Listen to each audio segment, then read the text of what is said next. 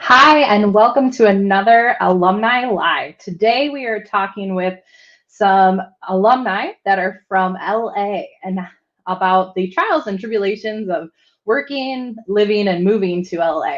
So they're going to join me here, and we're going to go with AJ Bedard first. How long have you been in LA, and what are you up to? I've been in LA for just over 3 years now. Got out here March of 2017, and I'm currently a movie trailer editor at Project XAV. Awesome. And Talon, what about you? How long have you been there? What are you up to? So I moved to LA 2.5 years ago and I started off as a development intern, and then now I am a coordinator at FX Networks marketing. Awesome. And I actually forgot to introduce myself. I'm Katie Troupe. I actually am not in LA. I am working from home for 52 Watt Studios in Jenison, Michigan right now. And I am lucky to be close to Grand Valley and on the Film and Video Alumni chapter. I'm on the board there for the last couple years. So I'm hosting today, and let's kick it off to Jamie. What are you up to? Oh, Kelly has joined us now as well. So we're going to go to Jamie. How long have you been in LA, and what is your current job situation? So I've been in LA for about 5.5 years, and up until recently, I was working at Universal Studios Hollywood, supervisor of production design for the theme park. But due to COVID, things have changed slightly. So you're currently laid off? Yes. Yep. I think each of us have been there for a certain amount of time. So Kelly, how are you doing this morning? I'm doing great. We actually have a creative production call this morning with some of our company heads. So I was helping get that set up. That's part of my job duties here. But we are in the full swing of things, even in the midst of COVID. Awesome. And how long have you been in LA, and what are you up to? I moved to LA in March of 2019, so last year, and I am currently an office production assistant at an unscripted TV company, which is a better way to say reality. Nice. And last but not least, Scott Sheppard, who was actually one of my classmates. How long have you been in LA, and what are you up to? I've been in LA for 11 years, and I currently work as a freelance editor and documentary filmmaker, director, producer. Awesome. So one of the great things about Alumni Live is that we can take live questions. So we just want to say, if you're watching on Facebook or YouTube, feel free to ask a question and we'll bring it up. So first, I wanted to talk to you guys about your choice to move to LA and the length of time in between when you graduated versus when you moved. Some of you, it was you moved before you graduated. Others, it was just a few days or years. So AJ, you moved before you graduated from Grand Valley. What was that experience like? It was very interesting, actually, because I talked to Kim Roberts, my advisor. She was talking to me about the possibilities of moving out to LA, and I was always thinking that if the opportunity presented itself, I would make the jump. So instead of taking extra classes like the sound design class or like higher film classes, I decided to drop all of the classes that I had in the next semester, the 2014, or excuse me, winter 2017 semester. I dropped everything except for the one class that I had left, which was an independent study, so that if I moved to LA, I could finish it up there. The opportunity presented itself with a phone call at 2 a.m. from another alumni, Lewis Stone, who said he was looking for a roommate, and I jumped at the opportunity and I moved out and I finished my last class in LA. Awesome. So you moved because you had the opportunity and you seized that chance. That's correct. Great. An opportunity presented itself. Yeah, that's awesome. Now, Kelly, you actually spent a few years back home in Indiana working before you moved out. And how has that worked out for you? You know, I think that was actually the best thing to help me get on track. I was able to work in an office setting. I was working in a typical office back in Indiana. So I was able to get a lot of skills that actually helped me transfer over to an office production position because I was already familiar with office protocols, how to use, properly write an email, use Google Drive, and all those things that were really helpful for production. I think a lot of my education at Grand Valley focused on, set skills and lighting and all those practical things for on set. But if you want to work in production or development or something behind the scenes, it's really helpful to know what it's like to work in an office environment. And I was able to bring a sizable savings out here, which really helped me out. It let me make options out of what was best for me instead of making decisions on, I got to live somewhere immediately or I'm going to live in my car. So I'm very thankful for the time I spent at home with my family, saving up so I could really make the LA move a way that I wanted to. Nice. And so we have our first question. Would you recommend moving to LA immediately or waiting a few years? Considering COVID, I think we've all kind of talked about this, but if anyone wants to take that question.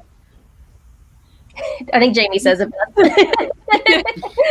During the current situation with coronavirus, it's best to wait. You're not missing anything here. Nothing's happening. People who still have their jobs, but everything's kind of at a halt. And I know there might be rumors that you might hear that production's starting back up, rent's dropping, things like that. But that it's still not great out here. There are half our industry, even more than half our industry, is out of work right now. And so it's just better to wait and save up your money, I think. You're not missing out anything when you come here. I know some people are just very eager to move out to Los Angeles right now, but this is kind of like your best situation to stay home and save up money and just wait it out a little bit more. Yeah, just think about all the people that are laid off right now and how many of those people are going to be the first pick to get those jobs back.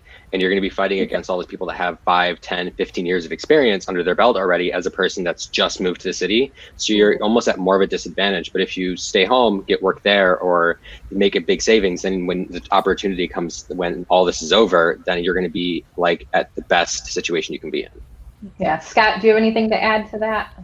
Yeah, I would just totally agree with that. I mean, there's so many people are laid off right now. When people do start hiring again, a lot of those people laid off, they're going to be applying for jobs that they are way overqualified for. So not only are you competing against those people, but they're going to take jobs that they wouldn't typically take just to get back in the workforce, because that's kind of how dire things are right now.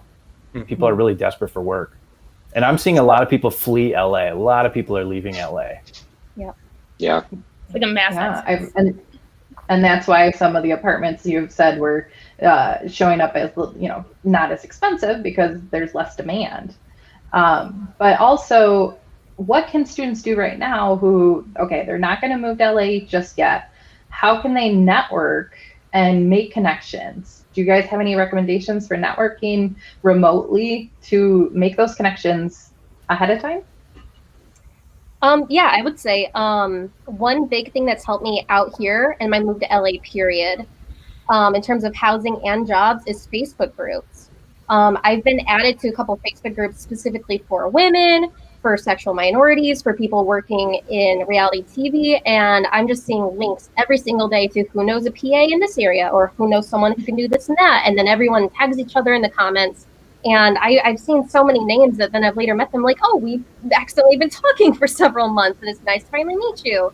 And the great thing about being on those Facebook groups is you can ask the questions, you can meet these people, and you can just stay at home and you can learn so many things just from reading that. And I also found housing that way too. So honestly, Facebook, beyond GV alum, just Facebook groups in general. That's a great tip. Do you guys have any other ones? I mean, when I was in college, I was talking to different professors about editors who had graduated beforehand, people who were out in LA already, anybody who I could talk to about how to learn the ropes of moving to LA and what opportunities there are and how to present yourself as a new person in LA and a freshly graduated college student. I met a lot of good people, Michael Johnson, Brad Stencil, Jill Suzuki, all those people just from getting a name from Suzanne Zach or Kim Roberts. Your advisors and your professors know a lot of people who have moved out here, as exampled by this. There are people out here who are willing to help you and teach you what you need to know. So just talking to people who know connections, like your professors, helps a lot too. For sure. It's the Laker for a lifetime kind of thing, right? Mhm. So Scott, how have you networked through your years out in LA? Well, when I first got here, I moved with a couple Grand Valley alum, actually, and then started hanging out with a lot of Grand Valley alum pretty much right off the bat. And that's how I got a lot of my early jobs. People I'm still friends with that have really helped my career in a lot of ways. So it was really that Grand Valley alumni at the beginning was helpful because I didn't have the resume to get hired as a set PA on a TV show right off the bat, but I knew people that were key set PAs on TV shows. So if they needed an extra 5 people to go watch a street corner or something, they'd hire you for a day, and then you could say you worked on this show, and things kind of moved from there. So it was a lot of in-person networking with Grand Valley people. And then I would also agree with Facebook as well. I work in nonfiction, documentary, and I'm in a couple Facebook groups where people are looking to find PAs, DPs, camera assistants all around the country for various shoots. When something happens in the news, somebody's doing a documentary in some random city. So people are looking for people around the country sometimes too. Awesome. Well, it looks like we have another question coming up if Rainey wants to bring that up. Do you have any experience with what the Burbank area is like? Well, and Kelly, I think you work in Burbank, correct? No, I work in Sherman Oaks, but it looks like AJ. Oh, Sherman Oaks, sorry. Burbank, don't you? I live and work in Burbank. Okay, I mixed you up. Sorry about that. Burbank is essentially the most Midwestern part of Los Angeles. There are people walking their dogs at 11 p.m. at night. It's a lot of just great community. There's not a lot of things that happen in Burbank. It's pretty quiet, but you, as somebody who has kind of traveled around LA and really experienced all the different locations, being able to go to the crazy parts or go to the nightlife places like Hollywood is so much easier than living there, because I know people who live in Hollywood who are like, oh yeah, then this happened outside my front door, this, that. Burbank, it gets hot here because it's in the valley. It's been 100 for the past week and a half or so. But Burbank is by far one of the best places, in my opinion, to live. It's maybe a little bit pricier, but if you can find the right place, you can definitely get a deal on things. That launches us into where to live in LA. So as someone in Grand Rapids, I would just search LA and cheap. So that's clearly could lead to some poor decisions. So what do you guys recommend? I know you mentioned the Valley and Burbank, and not where Talon lives is what I've heard. Yeah. So first off, LA is a lot bigger than you expect. It's 30 miles a zone, and technically LA goes all the way down the county, or the city technically all the way down to Long Beach. And so if you search LA on Zillow or something, you'll find places that are cheap, but they're actually in Long Beach, and you're going to be spending 2 hours commuting, 3 hours commuting every day. So if you're going to want to try to find someplace central, or just try to find someplace in the valley that's cheaper, but not too far in the valley, because traffic is the king of this city. Mm-hmm. So, Talon, where do you live? So I live near the USC campus in South Central LA. So South Central. Okay. Yeah, so South Central, which is north of Compton. So it's not the best area, but it's way cheaper than any place else that I've ever seen. I paid less than most people I know. Awesome. Which I'm okay with. So just tell me where you guys live. So AJ, you said Burbank? Yes, I will say when I moved out here, I lived in North Hollywood, because that felt like a really good. It's a little bit cheaper, but it's also right next to Burbank, so it still has a good kind of vibe to it. But yeah, now I'm in Burbank. Okay, and which one do you like better, Burbank or North Hollywood? Burbank, I would say. Okay, and Kelly, where are you living? Where have you lived since you've been there? So first I lived with Jamie for 2 weeks, and then I found housing through a Facebook group. I live here in Sherman Oaks with a roommate who has also been working in the industry as a freelance set dresser. So she was able to help me get my first gigs and everything like that. And now I work about a 10-minute commute down the street at my office building on Ventura and Sherman Oaks. And so I've got a small little world here, and I love the Valley. I love Sherman Oaks. I think it's the best start for someone from Michigan is to just be in the Valley and get used to living in a big city, because even if you're from Detroit, it's not similar. And Jamie, how about you? Where have you lived? I've actually lived in the same apartment for the past 5.5 years. So I live in North Hollywood. I moved out here with a fellow college friend, Michael Doak. We've been roommates for 5.5 years. So we live in North Hollywood, but we live in the Arts District of North Hollywood, which I'm basically on the corner of where Toluca Lake, Burbank, and North Hollywood meets. So it's very trendy now. It never used to be. It was not like this when we moved in. Nice. And Scott, how about you? Yeah, I lived in Burbank for a year. Burbank's fine. It's not all that great. It's fine. I think I lived in Los Feliz for like 6-7 years, and then I basically got priced out of the neighborhood because I've seen rent pretty much double. Everybody in my building got evicted. They flipped it, and then they about doubled the rent. So the thing is, the neighborhoods are constantly changing because of that, and you're seeing a lot of luxury apartments go up everywhere, which totally changes each neighborhood. Right now I live in Glendale, but it's always changing. And I think for me, the thing I learned was just getting here, finding a neighborhood, finding a decent apartment, and then you spend a year getting a lay of the land and figuring out where you are going to end up actually working, and where you end up working is going to dictate where you should live. Because I see a lot of job opportunities as a freelancer on the west side, and I do not take those because I don't want to spend 3 hours a day in my car. But if there was a job that I really loved that was over there, then I would move across the city potentially. That's a really good point, too, making sure you're doing what you love if you got to spend that time on the road. And the only reason that I've even stayed in the same place is so the only reason I've even stayed in the same apartment is because I've worked at Universal my whole time, which is down the street. So, I mean, if I had a job somewhere else, I probably would have moved. I just kind of lucked out. Yeah.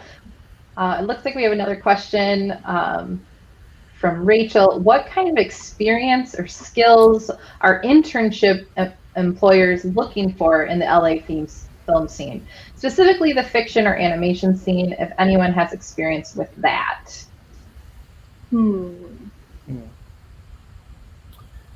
For internships, when I moved here, I did an internship on the Paramount lot for a producer, and basically worked as like an office assistant. It was a development job basically. I answered phones, I read scripts, I wrote coverage, got lunch, got coffee. I think there's a lot of that, a lot of entry level things. If you're looking at fiction specifically, script coverage. You read a lot of scripts. You realize scripts are terrible. Nobody knows how to write. And if you want to write, you'll learn how to be a better writer. So that's useful. Yeah, I had a very similar experience. I got an internship working for a GVSU alum. That's why I moved out here initially, was because I had the opportunity to apply for an internship and got it. And then I just moved like 2 weeks after I graduated, basically. Was planning on living in my car, but then AJ actually let me stay on his couch for 2 weeks, found the cheapest apartment I could find, and then stayed there, did the internship. And yeah, but the skills that you need, it's coverage, it's being a hard worker. Like some people will like to see on your resume that you worked at Starbucks and worked 12-hour shifts, or some people won't like that. It really depends on the person. It's just build up your skills in every way that you can. It just depends on the person. It's a hard question to answer, but just keep doing work and then keep applying. Actually, my brother does a lot of hiring. I mean, he's in physical therapy, totally different. But he said one of his interview questions is, have you ever worked in a restaurant? Because working in a restaurant, you have to really give it your all for long hours. So I think that's interesting, like the Starbucks kind of talk. Like, you just have to prove yourself no matter what industry you're in, that you're a hard worker and you're reliable, and that you do what you say you're going to do. You be where you're supposed to be. It's not, rocket science. It's just being, those Midwestern, that work ethic. It's really useful. People do see that if you're from the Midwest, they're like, Some love. Hi, Josh. that's not a question. I like that it was good intern, not like. Oh, it was passable. That's funny. I think we have another question, an actual question next too. Here we go. What advice would you give to someone trying to be a screenwriter / director, move to LA, move to New York, etc.? Scott, I think you might be a good one to answer this. Yeah, I would recommend New York or LA if you're looking to be a screenwriter. I mean, you'll hear people say that you can write anywhere in the country, but I think you could be a screenwriter anywhere in the country if you lived in LA or New York for 10 years and really made a name for yourself and had an agent and got a good track record. Then you can kind of leave LA and live somewhere else if you want. But you really need to be here and be able to network with people and take meetings. I mean, there's a lot of in-person meetings for directors and writers, and you just need to be around people. So I would advise being in New York or LA if you want to direct. But the question of like, how do you get to that point? There's a million ways to do it. You know, you can start as a PA, you can start in development, you can start in reality. I shifted from wanting to be a screenwriter, director of narrative films into documentary and post-production. I didn't plan that, I didn't expect it, but I found that I like it a lot more. So there's a million paths. Well, and Talon and Kelly, you both want to be showrunners and writers as well. So what steps have you guys been taking to get to that? Do you want to start? Well, I'll go ahead. I'll let Kelly go first. Oh no, please. Well, I was just going to say what Scott just said really hits the point of why of moving to LA. It's not really the work that you're going to be getting the first year or two. It's the fact that there's all these other people that are trying to do the same thing as you, and you're going to be meeting them, and you're going to be going to events where you meet them. You're going to be going to events where you're going to be learning things and doing things and constantly building those skills that will eventually get you that meeting, that will eventually get you in the room that you can have those discussions. It's not about, oh, I'm going to move to LA and get the job right away, or that PA job is going to lead me. It's all the other things that you're doing outside of your work. You got to be like hustling, constantly working, constantly writing, constantly. And that is sort of the why if you want to choose to move to LA. And going to more specifically to the question you just asked, which is, what am I doing? I'm consistently right now just writing, taking this time that I have at work at home and using all the time to write. And I'm still trying to reach out to people and get advice and trying to find ways to navigate those jobs and applying for those writer's assistant jobs, even if I might not be qualified for them. Just keep on doing it over and over until one day someone gives me a chance. Awesome. And Kelly? For me personally, I kind of have a dual thing going where I have my original track where I do want to be a showrunner or work in development for fiction, but obviously I'm at a reality TV company. So what I've been doing during this time is I've been like talking to our development team who comes in. I've been assisting them a little bit, helping them find props or helping them find contacts for shows that are currently in development. And so I kind of have like a dual mind of thinking, okay, I want to continue a little bit with my existing plan. And then what can I also advance in this career, in this position where I'm at right now? So like Scott was saying, like he ended up in a totally different thing. And of course, I think we all come out here with a specific job, a specific position in mind of what we want to do someday. But I also know, hey, if I don't end up there, I already feel like there's something here I'm really enjoying. And let's see where that track goes. And maybe they'll meet up someday, maybe they won't. But I did know that thanks to some advice from Alumni that I got, because I moved out here a couple days before the 2019 LA Alumni event, and Scott told me and Josh told me office production assistant is a position you want to look at for the kind of track that you're going in. And so when I found one, I was like, I'm going to learn everything broadly related so I can take it going forward in my career. And here I am. That's awesome. Yeah. So I want to kind of touch back to the housing thing and this idea of cost of living. So we have a question, how much are apartments and how do you afford them? Because, I mean, I have a 2-bedroom in Grand Rapids. The price, I'm assuming, is a little bit less than out there. So, Jamie, I know you love talking about this. So why don't we start with Jamie? I mean, we're in a weird situation right now, like I said, with the pandemic, that there are reports of some rent dropping in areas. But it's not like my landlord's dropping my rent. Like, my rent's set. He's not going to change my rent. It's like the new luxury apartments that are going for a little cheaper. But rent in the past 5 years has skyrocketed in LA. It is ever changing, and it just completely goes up and up. And like Scott said, it also depends on the area you're in. One area can be super affordable, not a great area, and then in a couple years, now it's like the trendiest place to live. So it changes a lot. I'll give real numbers, I'm not ashamed. When I first moved out here, our rent, we have a 2-bedroom, 2-bath apartment in North Hollywood. Our rent was $1,500 for the 2-bedroom, 2-bath. It is not $1,500 anymore. It has gone up significantly over the years. We now pay $2,100. So that's for a 2-bedroom, 2-bath place in our area. Now I have central AC. I have 2 parking spots next to each other. I have tons of street parking. I live next to a taco stand. Like, I have a lot of great things that are reasons why mine is worth it. We have like 2 balconies. There are reasons why I'm okay paying that price. Also, I just don't feel like moving. But other places might, it really depends on your amenities. There are a lot of places in LA that don't come with refrigerators, so you have to buy a fridge. Or they don't have AC. You have like 1 box AC or none at all. Or you have no parking, and your street also has no parking. So it varies. It just really depends on where you live and what you're looking for and what's really important to you. Like, for me and my roommate were like, I want 2 bathrooms because we're a boy and a girl and I'm not sharing a bathroom with him. So that was really important to us. We could have found cheaper apartments with 1 bathroom or smaller ones or ones that had street parking, but we kind of had our list of demands that we were trying to meet. And obviously we settled for what we could get at the time, but it really depends on the area you're living in. So talking about different areas, Talon, if you don't mind sharing real numbers. Real numbers. So when I first moved, my rent has yet to go up since I moved here, which I'm so thankful for. I pay $1,700 is the total for 2-bedroom, 1 bathroom.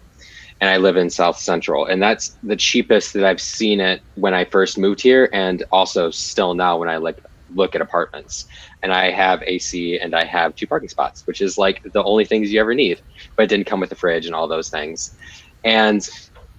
But the way I was able to afford it is I didn't have as much savings as I thought I needed. I realized I needed, because I was living in this apartment before I had a job for 5 months, blew through my savings paying rent.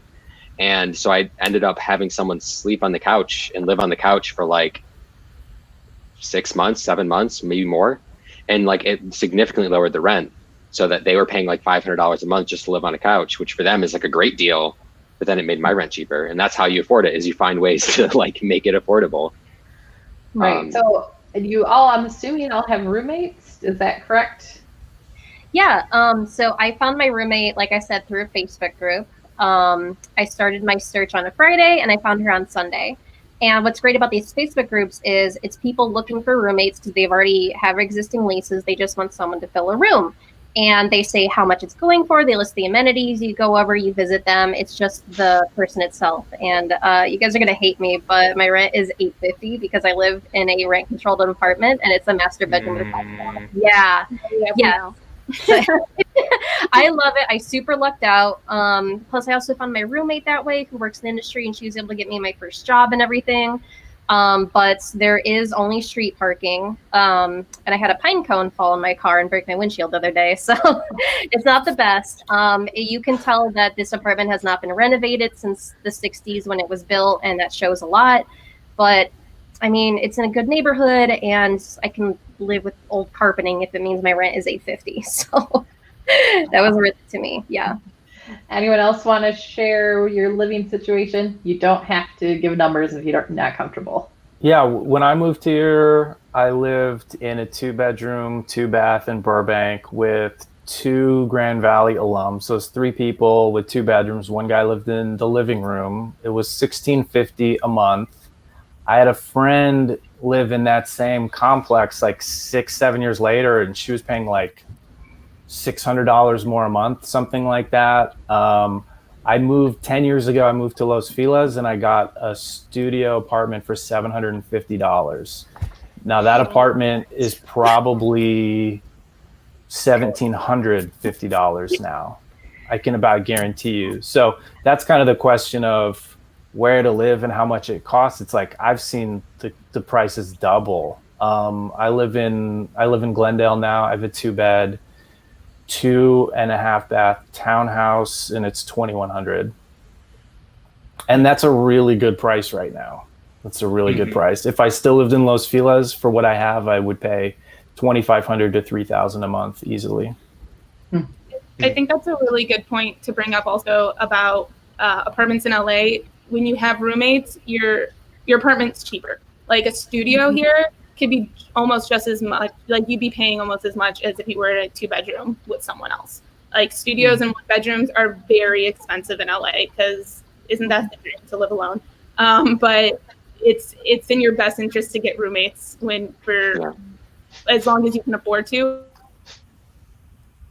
All right. Because I have friends who live in studios that barely have a. All right, AJ, what about you? They barely have a kitchen. She's saying they barely have a kitchen. Sorry. Oh, okay. Thank you. There we go.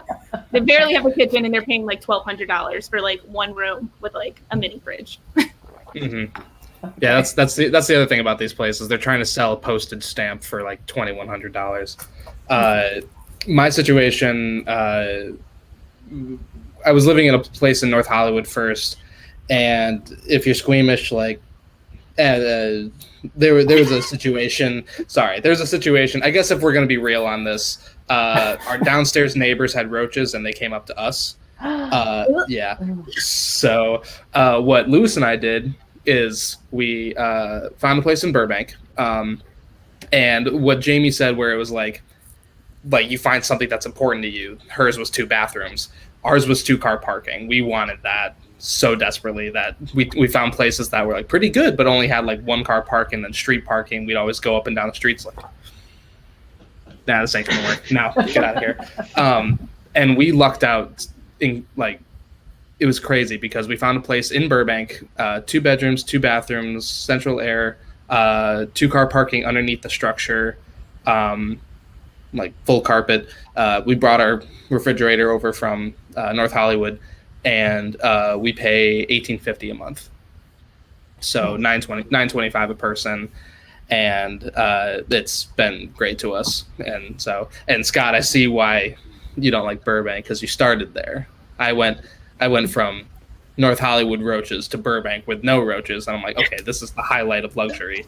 Like, so I killed a roach here this morning at my place. So there are roaches in North Hollywood. I don't know why that is, but I'll say I lived in Glendale, and my whole building was tented for bugs at one point, and that was terrible.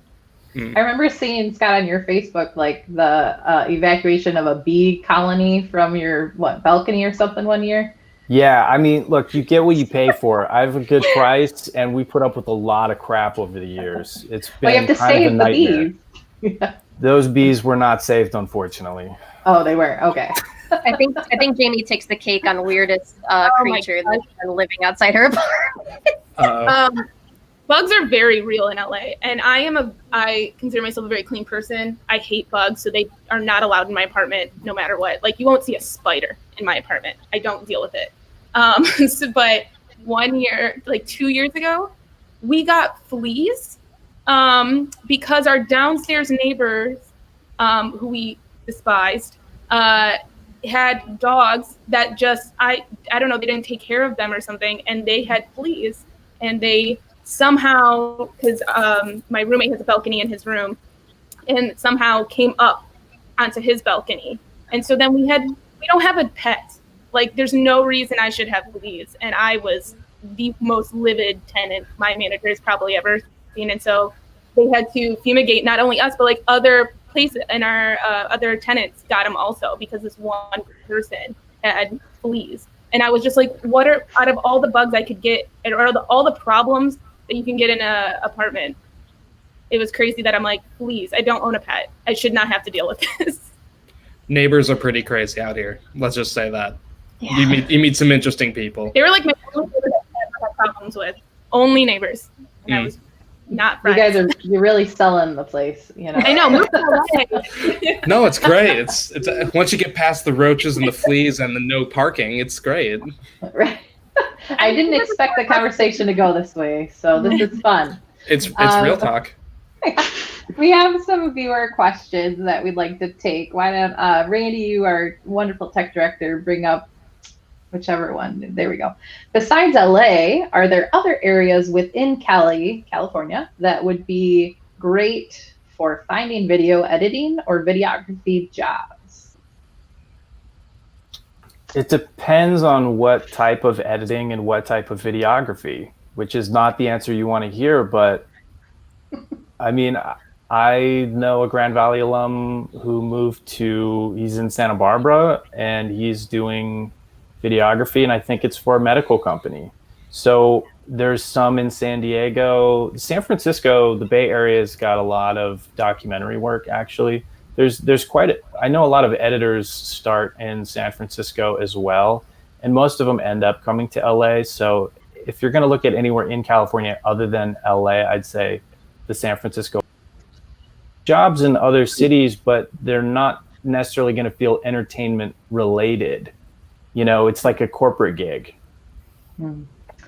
Let's go to another viewer question. I just want to get through these so nobody feels left behind. So, has moving to LA been harder than you thought?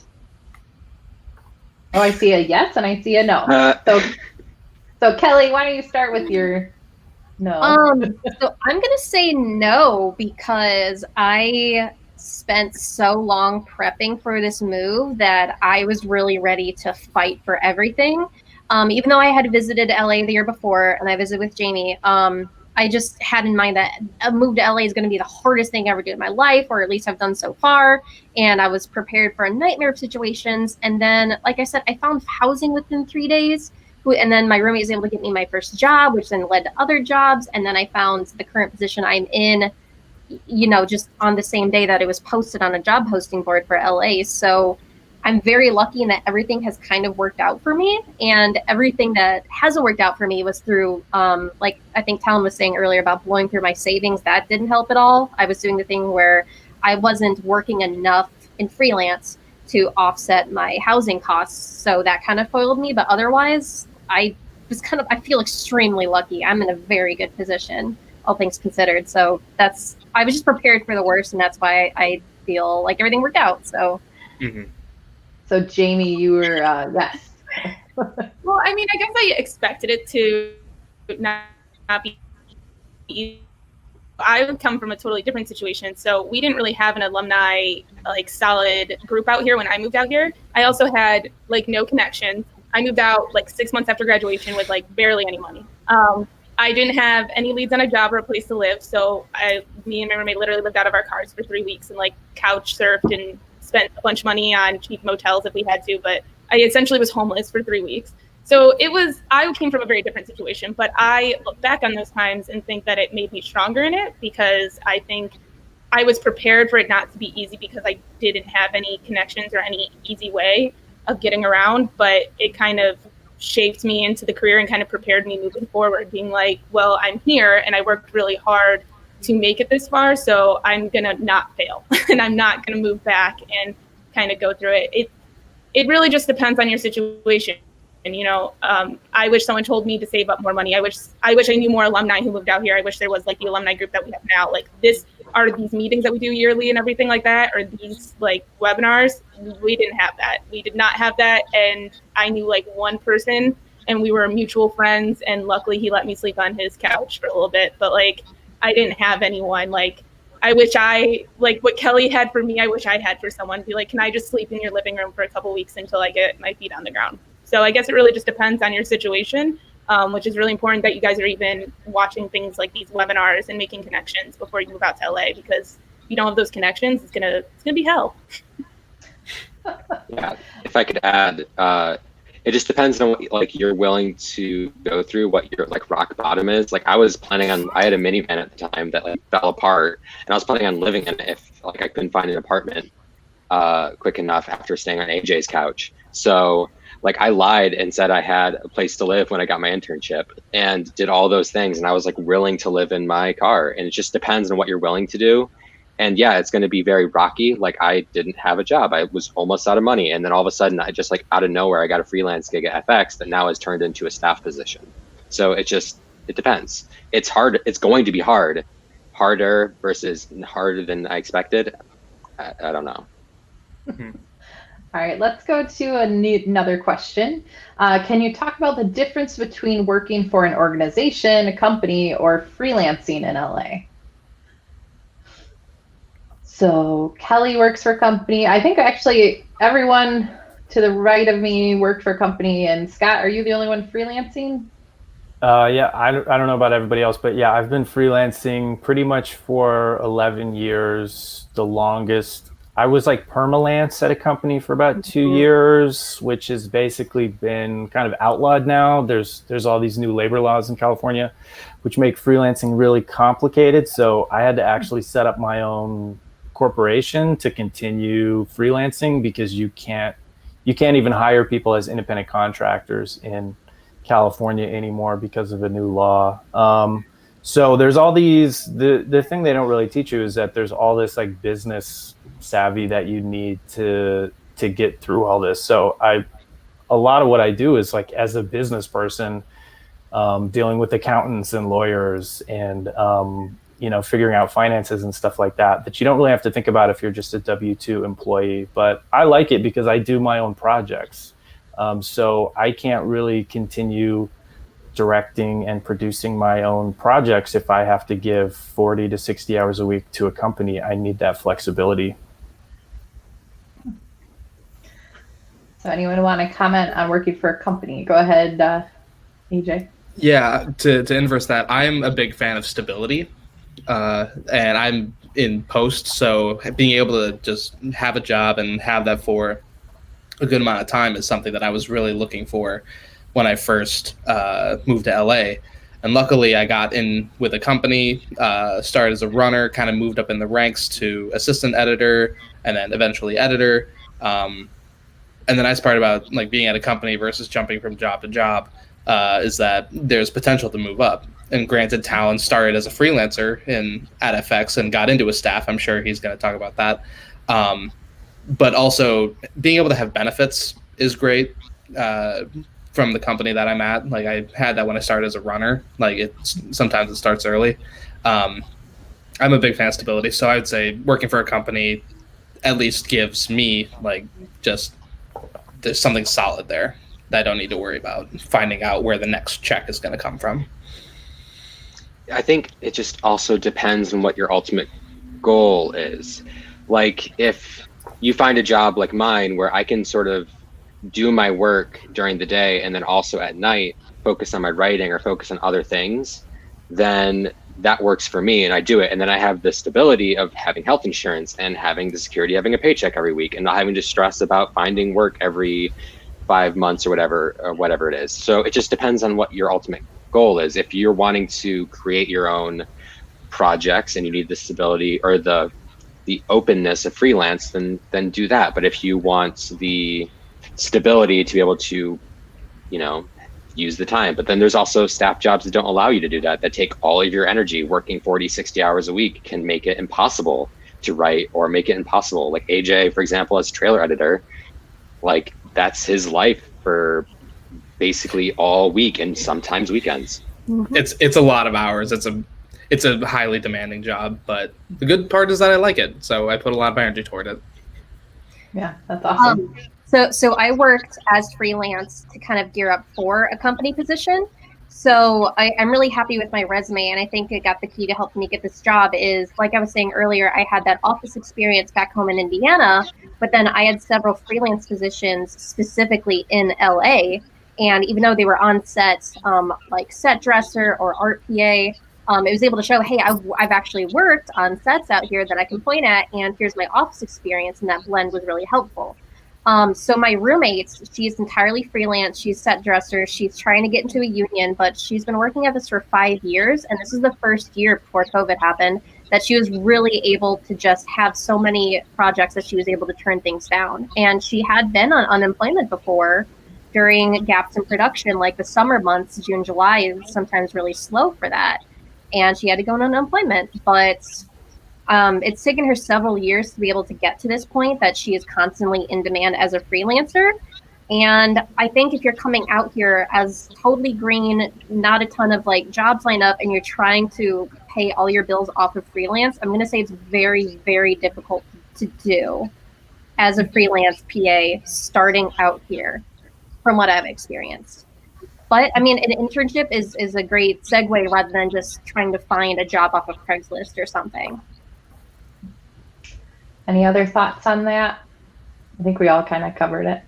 I'll just add you mentioned unemployment, Kelly. I think unemployment's actually really, really common in LA, even if you're in like one of the unions, like say you're like a union grip or something, you might have 3 weeks in between gigs, and those might be 9-month gigs. People file for unemployment like the day their job ends because they don't know when the next one's going to start. So those people, they're kind of staff, they're kind of freelance, it changes, but like unemployment, I don't see it as even like a bad sign of anything. It's just it's needed. Oh, that's a great perspective. Didn't know that. Yeah. So one thing I did want to touch on, since I have a couple strong females in this group, is what's the difference like for you guys, the female perspective of working and living in LA? Any considerations that you've had to make as far as where you live, how you approach jobs, anything like that? Anything you want to hit on? Jamie, this topic. I love talking about this topic because I like to really enforce the idea of sexism in our career and entertainment specifically. With when people hear sexism, they immediately think that I'm being told you can't do this because you're a girl, or I don't like you because you're a girl. Like, it's very blatant.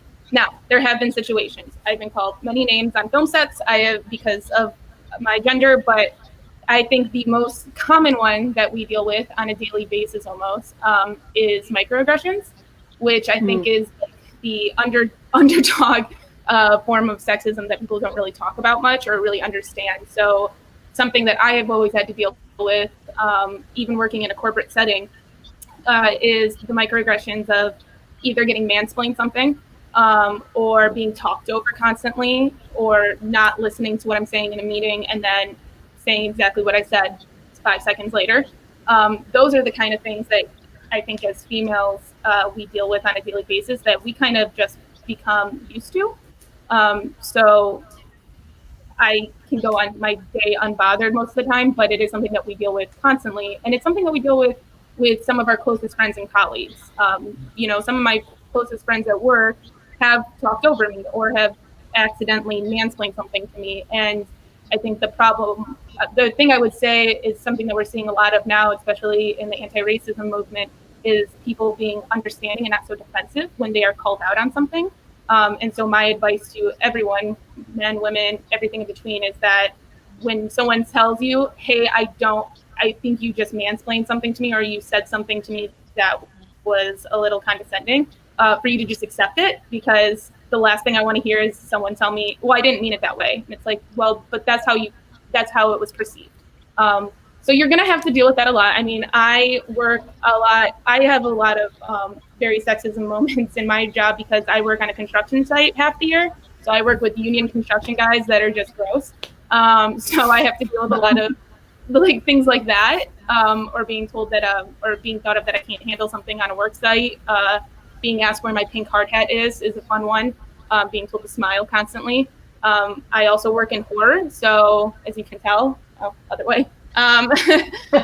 So working in horror can sometimes be very sexist because it's considered a man's gig, and so being, this female working in horror is not always fun because a lot of times I'm not taken as seriously as my male counterparts. Or when I show up to a meeting or a set or something, as an assistant art director, people will look at my male coordinator and immediately start asking him the questions, assuming that he is in charge. And they'll ask me, like, are you going to be taking notes today? And I'll be like, I'm not. My coordinator's going to be taking notes. Let's not do the assumptions so much. And Kelly, do you have anything to add? Yeah, actually, even before I moved out here, there was an incident at GV with a fellow film student who was making some sexist comments on Facebook about women in the film program, and I actually had a nice meeting with some of the film professors about it, just talking about like the state of it, and then hearing some of the female film professors saying things about male students doing even towards them was just I mean, we always know sexism is everywhere, every industry, everywhere in the world. I've applied for freelance jobs out here, and then I'm contacted for it, and then they're saying, oh, well, we were looking for a guy to do it. And I'm like, why? And it's things about like, lifting or aspects of the job where it's like, that doesn't necessarily exclude women. You can just say that you need a strength requirement and be able to lift X amount of pounds. I'm really lucky in that there's a pretty even gender split in the office that I'm working at. I can't speak for sets so much, but definitely in an office environment, I feel like it is very even, very fair. We have women in coordination positions, director positions, all kinds of things. So I feel like definitely for the office production aspect, I feel like it's been pretty good to us as women. That's great to hear. Now, I'll ask the three gentlemen, have you ever had any experience with sexism as a male or seen it happening to your female coworkers? And do you have any recommendations for how to be a good supporter to your female coworkers? I've definitely... Oh, go ahead, Talon. I was going to say, I've definitely seen it in the office. And the best advice is just to listen to people and let them talk, and don't try to explain what you think. Just listen and understand, and then try to go from there and move from there from the perspective of empathy, rather than like, oh, I understand this. You have to listen to people, because you're going to see it. The best way to be an advocate is to help them help themselves, I guess. Just support people. And Scott? Yeah, I've definitely seen it. I've experienced it a little bit myself, and I've worked for some companies where the room is all men, and that always weirds me out. I hate working for companies that it's all men. I always find the working environments are best when there's a lot of women in charge, or there's like more women than men. I really like those companies a lot, and I would just say to guys, if you see this, call it out. I mean, if you're afraid to call it out, think how much more afraid the people are to call it out who it's directed towards. So, I mean, I don't think the onus has to be on women to call out sexism. I think if men are the ones perpetrating it, they can call it out and should call it out even more. That's I'm so happy to hear you say that. That's really encouraging for the future of the film industry, I think. I would also echo that goes with other isms like racism. If you're noticing that every single person is white, call it out. If you're noticing that people might be getting mistreated, even if it's be getting mistreated because of the color of their skin or their identity, call it out. Like, it's something that needs to change. And so if you can bring it up, do it. Well, we are ending our time here today. This has been an awesome conversation, and I didn't know if you guys each want to go around with maybe one final piece of advice that you just really been wanting to share. I just want to give you the time to do that. So let's start with AJ. Oh man. Or let's start with Talon and come back. Yeah, I'm to gonna say pass. Yeah. Or whoever has one. The thing that I wish I would have known is save more money than you think you need. I had like $6,000 or $7,000, and that went away within 5 or 6 months. Not all of it, but a lot of it did, because I was paying rent without an income. I had an unpaid internship. So I would say minimum save $10,000 and find a place that you're comfortable living.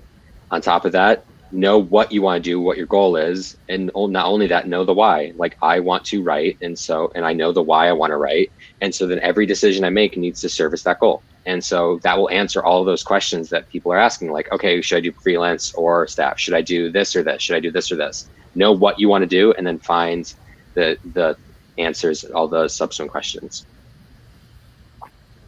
Jamie, you got any last words of wisdom? I would say that, whether you're moving to LA, New York, anywhere, just know that it's not going to be as easy as you think, and that you just need to mentally prepare for that and just really have a big, solid plan. And then, during this time, my biggest advice to people when they ask, like, what can I do right now since there's no jobs and they're kind of just feeling a little stuck during the pandemic. My biggest advice is just to seek out any opportunities you can. You never stop learning.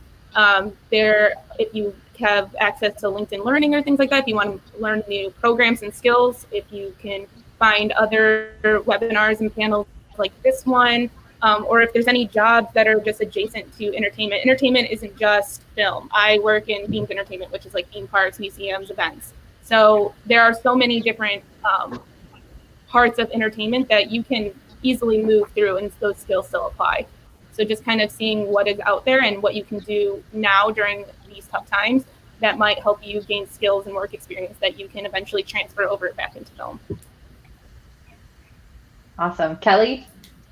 Live in the valley, have a car, have a car, learn how to write an email properly. Make sure that you just have those most basic, I'm so serious. Just remember, learn how to do an Excel sheet, get those basics taken care of, have your own car, don't have California car insurance, stay on that Michigan car insurance if you can. And basically just remember that even if you have your own path that you think you want to take, don't be afraid to deviate from that because it's not going to dictate the rest of your life. Try new things. Look on Craigslist. Craigslist isn't that scary. You'll find a job out here. I found a couple of positions off of there. So just stay open and stay safe. And know it's possible. It is possible. It is possible. It's totally possible. And Scott, any words of wisdom? I would say be very careful about Craigslist. Oh. There are jobs on Craigslist, but they are the shadiest jobs you will find anywhere. There are a lot of other job sites. Craigslist is shady. But I have found good jobs on there. You just have to be really discerning. Yeah, be careful. You have to be very careful. I would say, depending on what your goals are, I mean, I think a lot of people go to film school. They want to be a writer, director. They want to be a producer.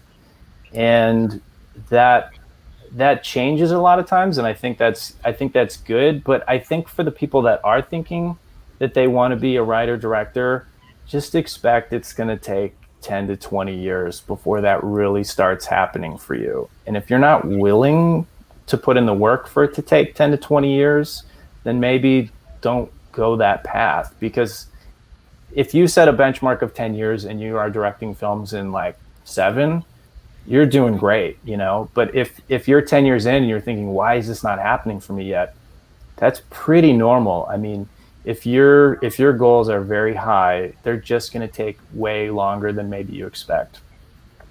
So you need to be prepared for that. And AJ, have you had time to think?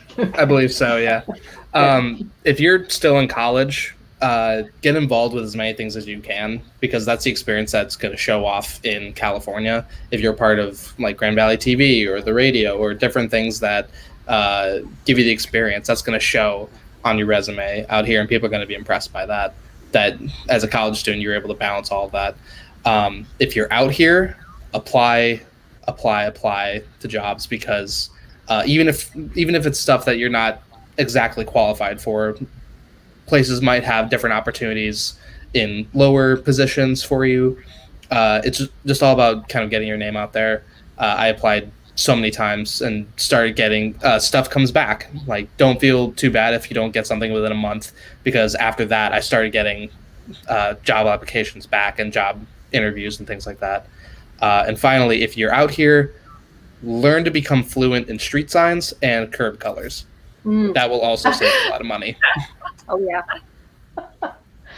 Well, thank you all. This has been enlightening, a little creepy with the bugs that we talked about, and don't they live gotta with know. Talon, and things we all need to know. So I would just encourage all of you to connect with the Alumni Live future broadcasts. We have more episodes coming, and just connect with all of our lovely, other side, our lovely panelists today via social media, LinkedIn, and start your networking now. And move to LA when you're ready with money in the bank. That's all I have for you guys. And after COVID, right. Well, it takes some time to get money in the bank. So you have that time already put in let's all be smart and safe with our face masks on, and get back to work when it's safe. Mm-hmm. So thank you all again, and we're signing off Alumni Live. Bye.